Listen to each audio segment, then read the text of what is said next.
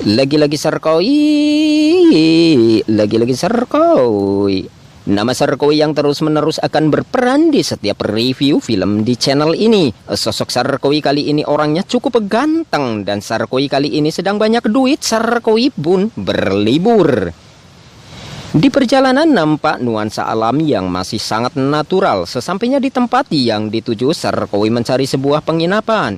Sarkowi check-in pada Pak Abner. Abner meminta identitas Sarkowi. Setelah Abner memeriksa identitas Sarkowi di layar monitornya, Abner dengan begitu ramah pada Sarkowi dan mengantarkan Sarkowi ke kamarnya. Setelah Abner memberikan kunci kamar pada Sarkowi, Abner meninggalkan Sarkowi. Sarkowi merasa cocok dengan kamarnya walaupun sangat sederhana. Pada saat itu ada yang menelpon Sarkowi. Sarkowi video calling menunjukkan sekeliling penginapan yang sangat indah. Sarkowi menyudahi video call sebab Sarkowi melihat sosok gadis yang sedang mabuk. Sarkowi keluar dari penginapan akan menemui gadis itu, tetapi gadis itu sudah tidak ada. Nampak oleh Sarkowi nasi yang dimuntahkan oleh gadis tadi. Sarkowi menemui Abner menanyakan atas kesepakatan harga penginapan sudah termasuk dengan pemandu tur. Abner meminta maaf pada Sarkowi sebab pemandu tur sedang kurang sehat. Akhirnya Sarkowi meminta sewa sepeda pada Abner. Setelah mendapatkan sepeda, Sarkowi berkeliling melihat keindahan alam yang masih sangat natural. Setibanya Sarkowi di halaman penginapan, hari sudah malam. Pada saat itu sekelompok remaja sedang berpesta pora. Salah satu perempuan memanggil Sarkowi untuk bergabung. Akhirnya Sarkowi menghampiri para remaja itu. Tiba-tiba salah satu perempuan sok akrab dengan Sarkowi, bahkan gadis itu menganggap Sarkowi kekasih hatinya. Karena hari sudah larut malam, yang lainnya terlebih dahulu pulang ke rumahnya masing-masing. Sementara perempuan yang bersama Sarkowi tertidur di tempat itu. Karena Sarkowi tidak tega meninggalkan perempuan itu, Sarkowi pun tertidur. Di saat Sarkowi terbangun, perempuan itu sudah tidak ada.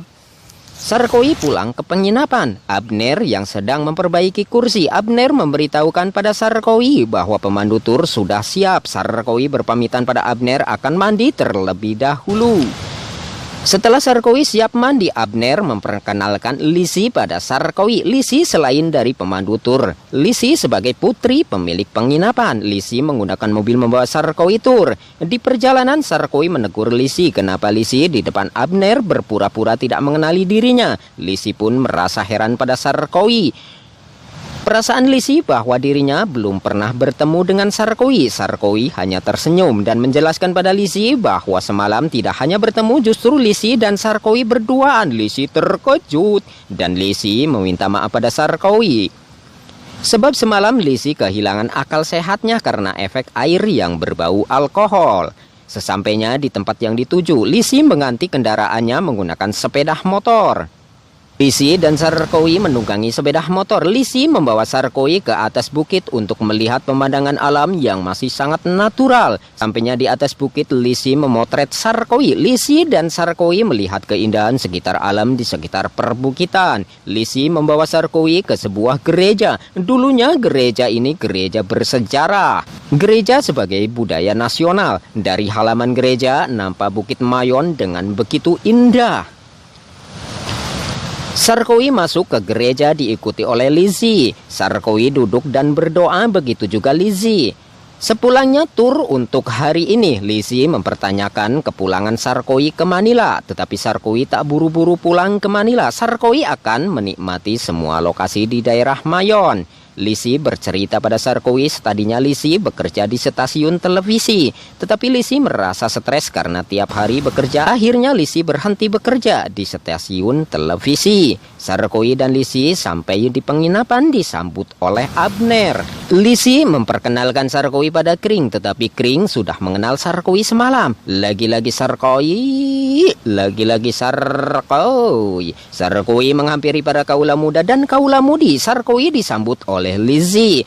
Kring memperkenalkan Arnel, Gelo, dan Hep-Hep pada Sarkowi. Lisi mempertanyakan pekerjaan Sarkowi dan kenapa Sarkowi memilih tempat pariwisata ke Mayon ini. Sarkowi menjelaskan pada semuanya bahwa Sarkowi berasal dari kota Guezon dan Sarkowi seorang seminaris. Semuanya terkejut mendengar pekerjaan Sarkowi. Mereka segera menyembunyikan air yang berbau alkohol. Sarkowi tinggal di perwalian. Lisi mempertanyakan yang dimaksud perwalian oleh Sarkowi. Sarkowi menjelaskan pada semuanya, pada saat seminaris, Sarkowi bisa keluar dari seminari untuk memutuskan mau jadi pendeta atau tidak. Di saat Sarkowi berkata bahwa dirinya belum jadi pendeta, semuanya mengeluarkan kembali air yang berbau alkohol. Mereka pun bersulang kembali. Di saat pulang, Lisi merepotkan Sarkowi dan Kring karena Lisi terlalu banyak meminum air yang berbau alkohol. Bahkan Lisi pipis di saat digendong oleh Sarkowi. Di pagi harinya, Sarkowi akan berkeliling menggunakan sepeda. Kring meminta maaf pada Sarkowi atas kejadian semalam tentang Lisi. Karena Lisi kehilangan akal sehatnya, Sarkowi meminta pada Kring supaya Lisi bisa mengurangi meminum air yang berbau alkohol. Kring memberitahukan pada Sarkowi bahwa Lisi belum pernah terkalahkan oleh siapapun di bidang air yang berbau alkohol. Bahkan penduduk menjuluki nama Lisi yang sudah populer sebagai Madam Ragon. Sarkowi merasa penasaran mempertanyakan pada setiap orang siapa peminum yang terbaik di daerah sini. Jawaban sangat kompak yaitu Nyonya Ragon. Berpindah ke scene lain, Kring memberitahukan pada Lisi bahwa semalam Lisi berperilaku sangat memalukan karena Lisi pipis di saat digendong oleh Sarkowi. Pada saat itu datang Sarkowi. Lisi sangat malu pergi dan tidak berani menatap Sarkowi. Sarkowi bertanya pada Kring kenapa Lisi pergi. Kring menjawab dengan begitu simpel, Lisi kebelet pipis. Di saat Lisi sedang mengemasi makanan, Sarkowi memanggil Lisi, tetapi Lisi sangat malu tidak mau menatap Sarkowi. Bahkan Lisi memejamkan matanya. Sarkowi memaksa Lisi supaya membuka matanya. Lisi membuka matanya. Tatapan dua insan menumbuhkan benih-benih cintrong. Apalagi Lisi sebagai pemandu tur Sarkowi. Mereka berdua semakin dekat. Bahkan tatapan Sarkowi sudah mulai tumbuh benih-benih cintrong. Dan juga sebaliknya, tatapan Lisi mulai tumbuh benih-benih cintrong. Tetapi mereka masih malu-malu kucing. Lisi mengajak Sarkowi ke tempat favoritnya di sebuah goa hoyop-hoyopan. Mereka berdua membawa senter masuk ke goa hoyop-hoyopan.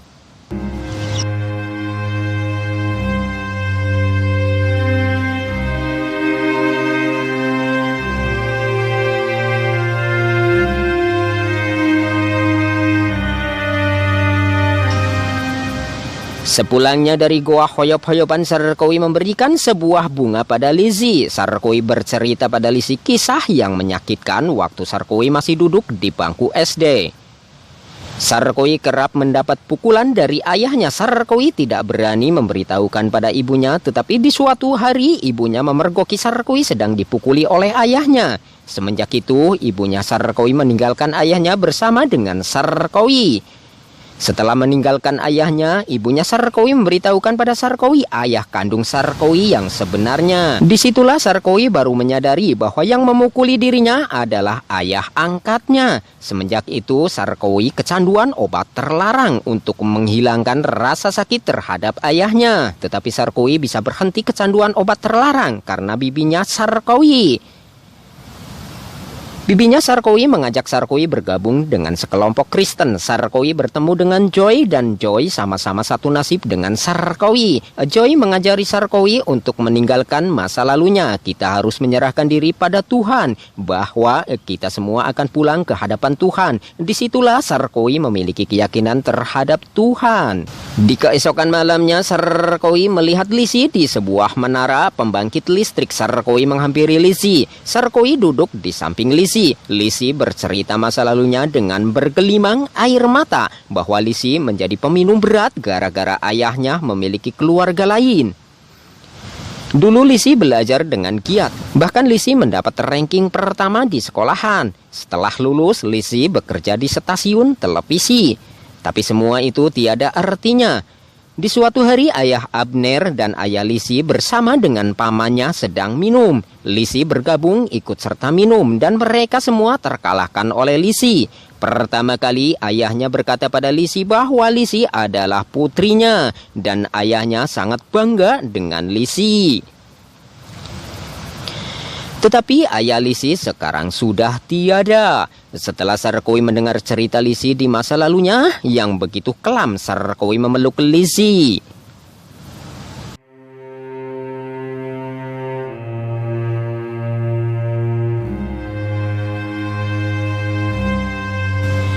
Di pagi harinya Sarkowi membawa Lisi ke gereja. Awalnya Lisi duduk di belakang Sarkowi, tetapi Sarkowi memanggil Lisi untuk duduk di samping Sarkowi. Sarkowi memanjatkan doa pada Tuhan. Sarkowi mendoakan Lisi supaya luka di dalam hati Lisi yang tak akan tersembuhkan, dan semua perjuangan dan upaya Lisi, semoga Lisi diberikan kejutan dan rahmat-Mu yang luar biasa.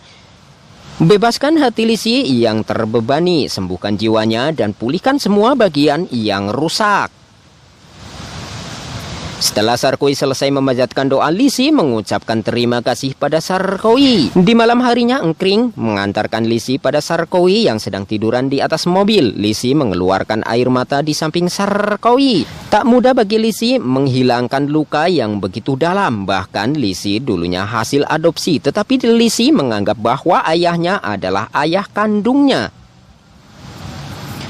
Tetapi semua itu tidak bisa dipertanyakan lagi karena ayah Lisi sudah tiada. Lisi tak sadar memeluk Sarkowi. Pelukan yang hangat dari Lisi membuat kedua insan terlena menjalin hubungan melampaui batas. Di pagi harinya Sarkowi dan Lisi kepergok oleh Abner. Abner memberitahukan pada Lisi dan Sarkowi bahwa Sarkowi akan menjadi pendeta dan apapun hubungan Sarkowi dan Lisi harus dihentikan. Dan yang dilakukan semalaman adalah hal yang sangat salah. Setelah itu Sarkowi berpikir dengan begitu dalam untuk mencari jalan keluar. Bahkan Sarkowi ke gereja memohon petunjuk dari Tuhan.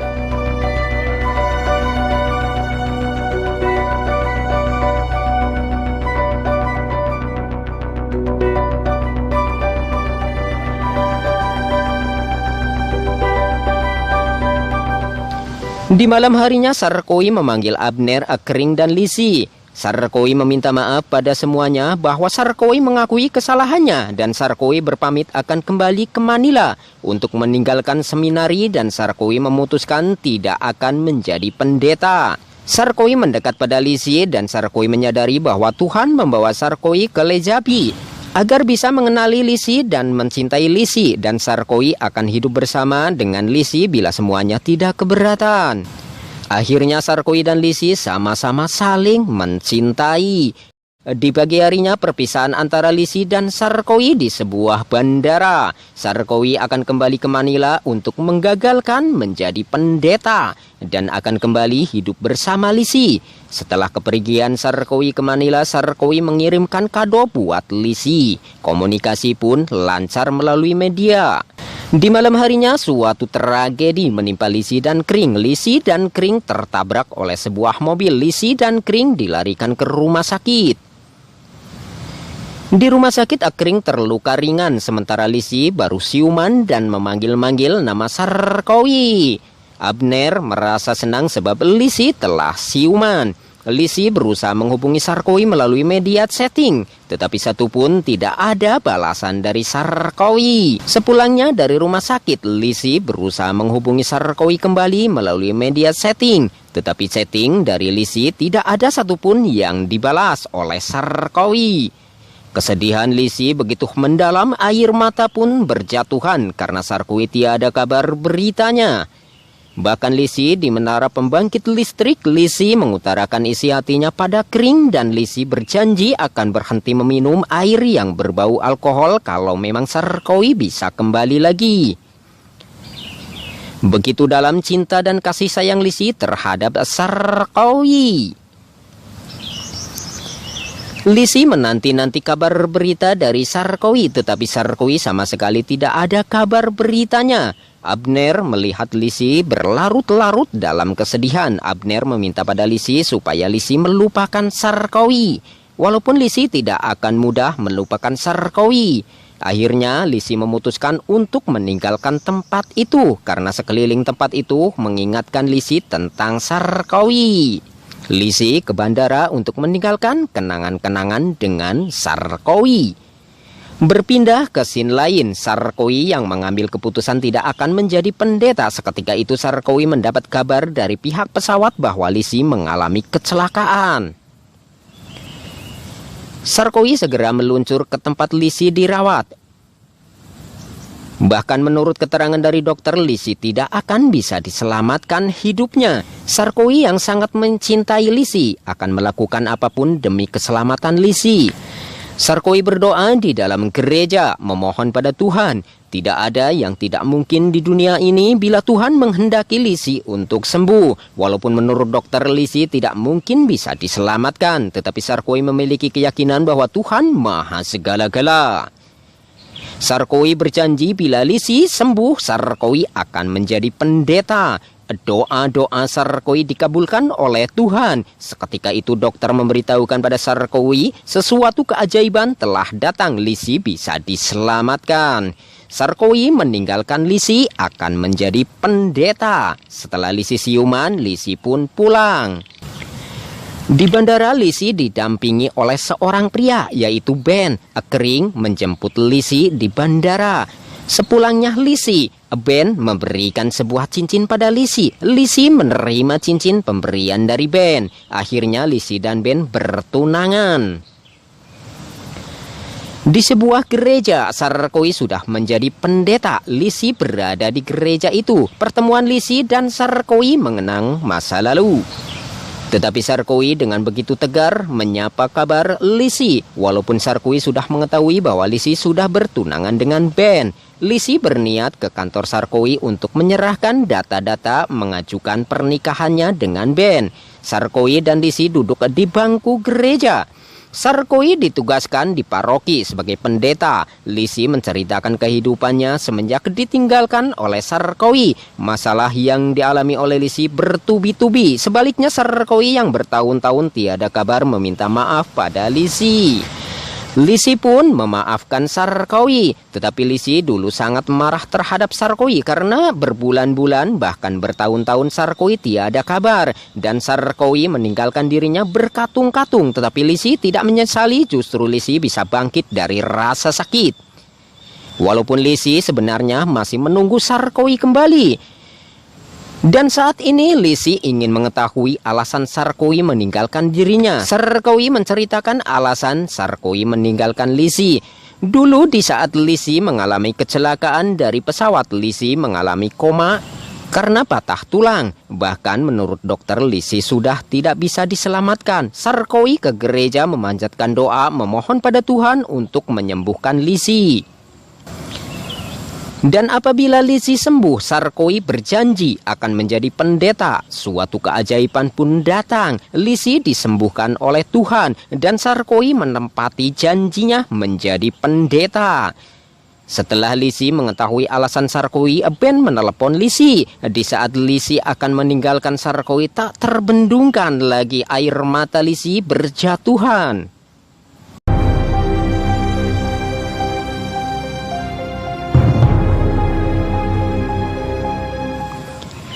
Keesokan harinya, acara pernikahan Lisi dan Ben di gereja paroki yang dipimpin oleh Sarkowi sebagai pendeta di gereja paroki. Film drama Filipina yang sangat inspiratif bagi kaula muda dan kaula mudi bahwa cinta tidak harus memiliki dan rela melepaskan kekasihnya walaupun berat rasanya melepas sang kekasih.